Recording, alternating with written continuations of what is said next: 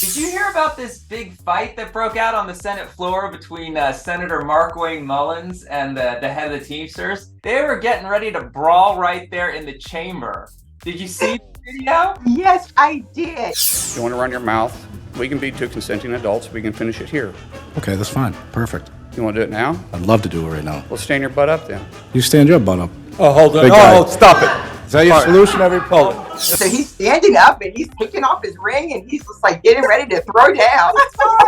He was ready to go. It was go time. And it is so sad. You want to do it now? I'd love to do it right now. Well, stand your butt up then. You stand your butt up. I think that during the election season, as we roll into 2024, they should show it over and over and over again You want to do it now? I'd love to do it right now.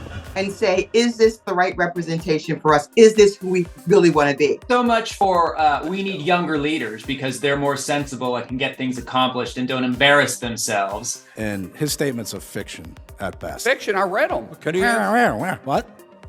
Answer the question, please. And who broke it up? Who had to go in there and break it up? Bernie Sanders. How old is Bernie Sanders? 2 millennia. That's how old Bernie Sanders is. No, you're a United States senator. No, I'm sorry. Sit down. Hold it. You'll have your time. Okay. Can I respond? Oh, no, you can't. This is a hearing. And God knows the American people have enough of contempt for Congress. Let's not I don't make like it worse. thugs and bullies. And that's I don't like you because you Hold just it. described yourself. There will be people who will say, yeah, I'm going to vote for them regardless, or I'm going to do this regardless. But I'm hoping that as people sort of start to wake up and say, this is what we're presenting to the world. Is this really who we want to present to the world? Because we're looking kind of foolish right now.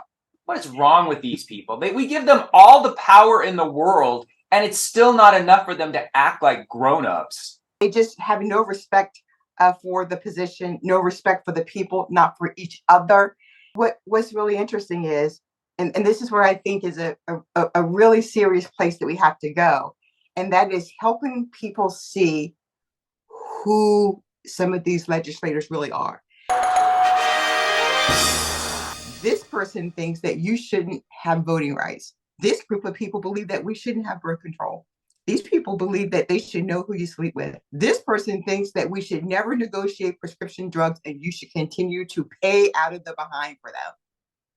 I mean, we should talk about that. And I think that people will be surprised to know that people they vote for believe some of these things. And I just think they sort of see it, but they don't really understand it. I'll give you an example. At the polls, when I was working on Tuesday, a person comes over, person we know, comes over, goes out to vote, comes back in, gives us a big hug and blah, blah, blah. And when he walks away, my cousin says, I was trying to read his shirt. What does his shirt say?